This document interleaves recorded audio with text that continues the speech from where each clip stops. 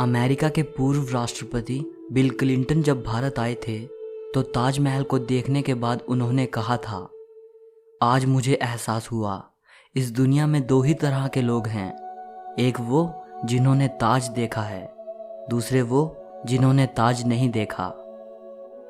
होंगी इस दुनिया में एक से बढ़कर एक खूबसूरत इमारतें, लेकिन ताज जैसी कोई नहीं, क्योंकि इसकी बुनियाद में एक बादशाह ने अपना दिल रखा है। आज इस वीडियो को आखिर तक ज़रूर देखना। आप ताजमहल के बारे में 22 ऐसी बातें जानोगे जो शायद ही आपने पहले कभी सुनी होंगी। नंबर 22। हज़ारों टूरिस्ट जो ताजमहल देखने आते हैं वो ये नहीं जानते कि जो वो सामने देख रहे हैं वो ताजमहल का पिछला हिस्सा है। दरअसल जो शाही दरवाज़ा है वो नदी के किनारे दूसरी तरफ है। आज ज़्यादातर टूरिस्ट ताज को वैसा नहीं देख पाते जैसा कि शाहजहां चाहते थे। मुगल काल में ताज तक पहुंचने के लिए नदी ही मुख्य रास्ता थी। ये एक तरह का हाईवे था। बादशाह और उनके शाही मेहमान नाव में बैठकर आते थे। नदी के किनारे एक चबूतरा हुआ करता था। नदी बढ़ती गई और वो बहुत पहले ही नष्ट हो गया। बादशाह और उनके मेहमान उसी चबूतरे से ताज आया करते थे। नंबर 21। ये कहा जाता रहा है कि शाहजहां ने ताजमहल बनाने वाले मजदूरों के हाथ कटवा दिए थे, लेकिन ये बात एक अफवाह जैसी लगती है, क्योंकि इस बात का कोई प्रमाण मौजूद नहीं है।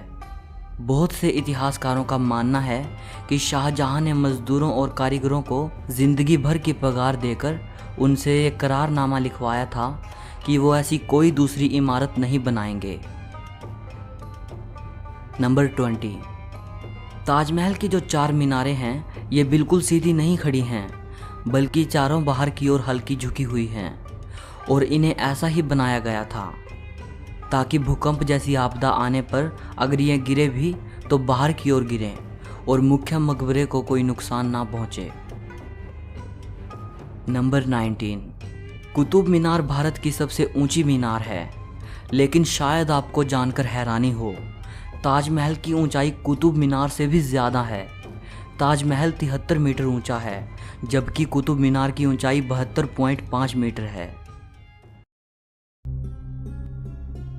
नंबर 18। दुनिया में जितनी भी ऐतिहासिक इमारतें मौजूद हैं उनमें से सबसे सुंदर कैलीग्राफी ताज पर हुई है।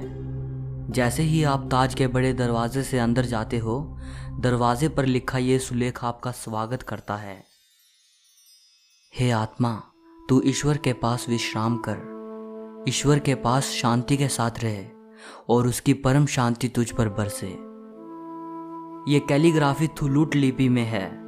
इस कैलीग्राफी को डिज़ाइन करने वाले का नाम अब्दुल हक था, जिसे ईरान से बुलाया गया था। शाहजहां ने उसकी चकाचौंध कर देने वाली कला को देखते हुए उसे अमानत खान नाम दिया, उपाधि के तौर पर।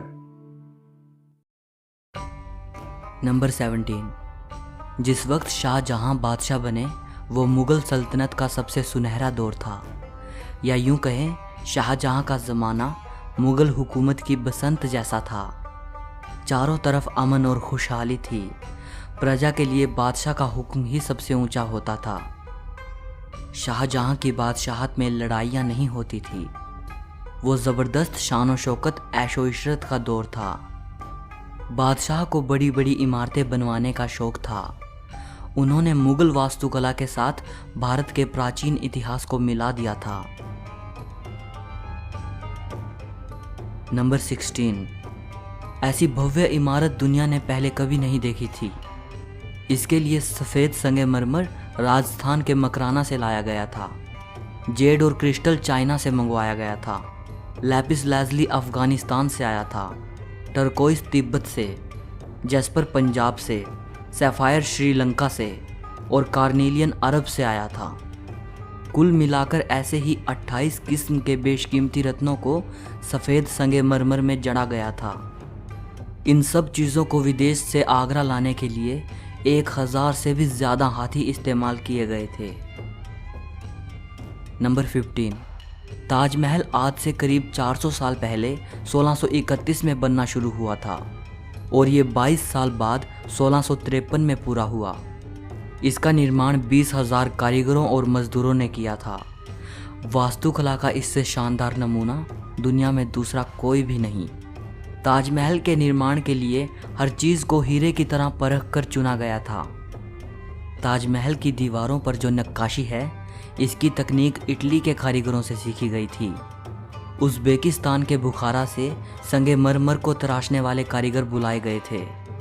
ईरान से संगमरमर पर कैलीग्राफी करने वाले कारीगर आए थे और पत्थर को तराशने के लिए बलूचिस्तान के कारीगरों को बुलाया गया था। नंबर 14। 1857 की क्रांति के दौरान अंग्रेज़ों ने ताज को काफ़ी नुकसान पहुंचाया।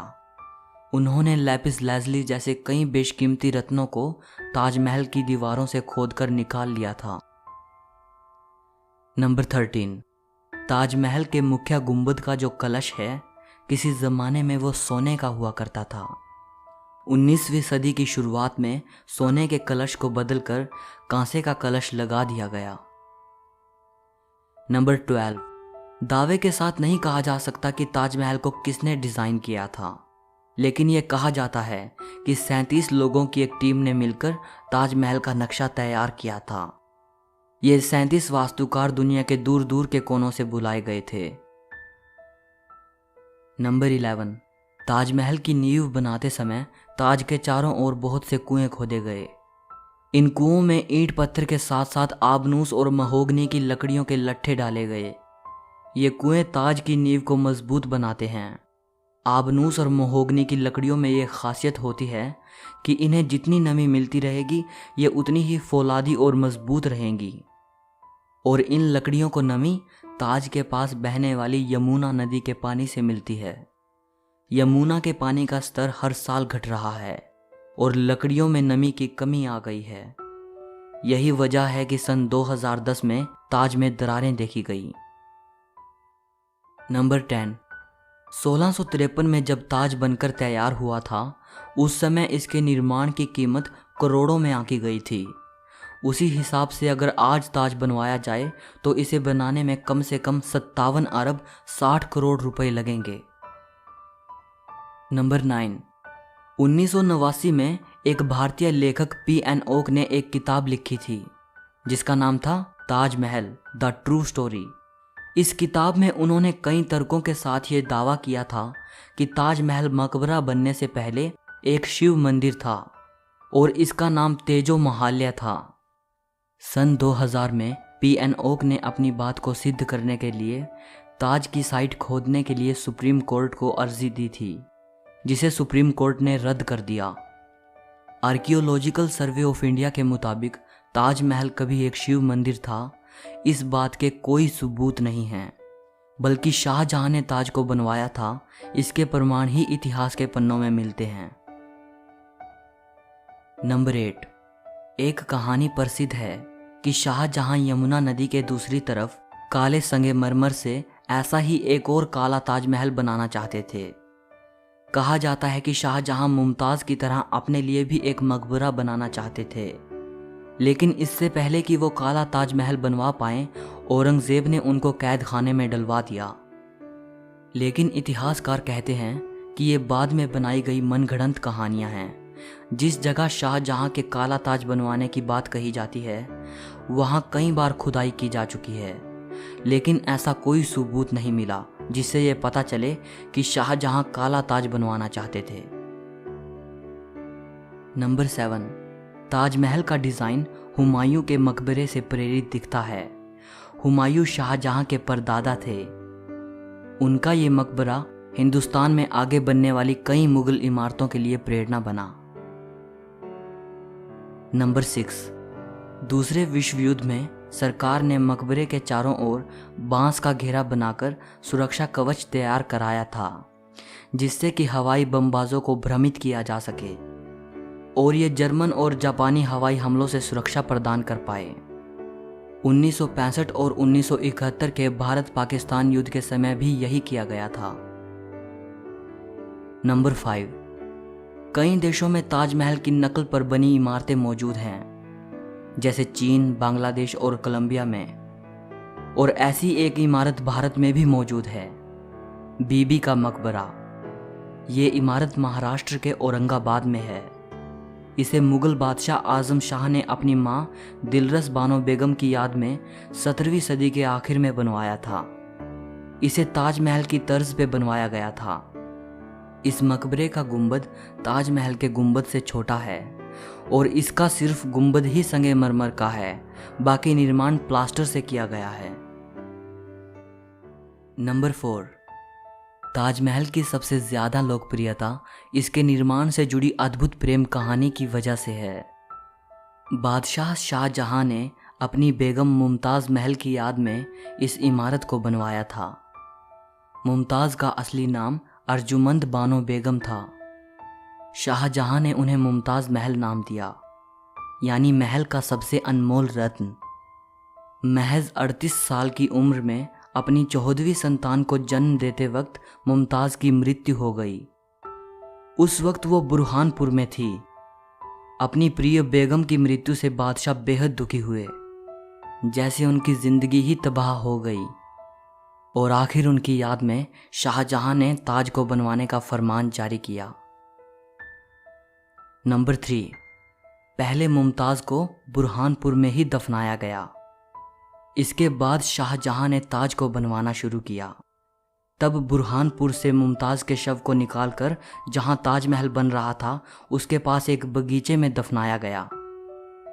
ताजमहल को तैयार होने में 22 साल लगे।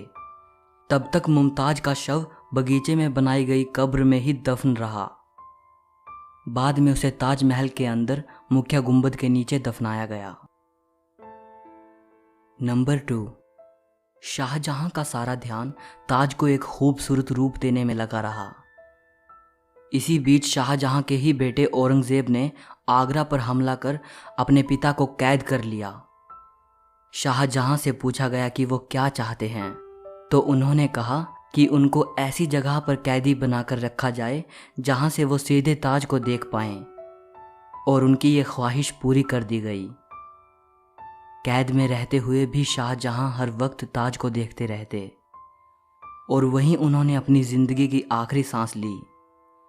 मृत्यु के बाद उन्हें मुमताज़ के साथ ही ताजमहल में दफनाया गया। एक हारे थके बादशाह को भी अगर किसी ने गिरने नहीं दिया तो वो मुमताज़ के लिए उनका बेपनाह प्यार ही था। जिस लगन से प्यार की ये अनोखी निशानी बनकर तैयार हुई, उसकी मिसाल आज पूरी दुनिया के सामने है। नंबर 1, कवि रविंद्रनाथ टैगोर ने ताजमहल के बारे में लिखा है, वक्त के गाल पर एक आंसू, हमेशा हमेशा के लिए। उन्होंने ताज की छवि वक्त के गाल पर एक थमे हुए आंसू के रूप में बयान की है। शाहजहां जानते थे कि ये दौलत, ये ताकत और ये शान शौकत एक दिन सब खत्म हो जाएगा। उन्होंने सोचा कि कुछ ऐसी यादगार चीज़ बनाई जाए जो हमेशा रहे, और शाहजहां ने अपनी प्रिय की याद में ताज को बनवाया। आज बादशाह नहीं रहा, उनकी हुकूमत नहीं रही, और उसकी सल्तनत को भी ख़त्म हुए कई ज़माने गुजर गए। बस एक ताज है जिसने बादशाह की सदियों पुरानी प्रेम कहानी को खुद में संजोए रखा है। प्रकृति की गोद में चांद सी जगमगाती ये भव्य इमारत सदियों से दो प्रेमियों के प्यार की अमर कहानी सुनाती आई है और सदियों तक सुनाती रहेगी। सो इस वीडियो के लिए इतना ही। अगर आपको ये वीडियो पसंद आई हो तो लाइक और शेयर ज़रूर करना।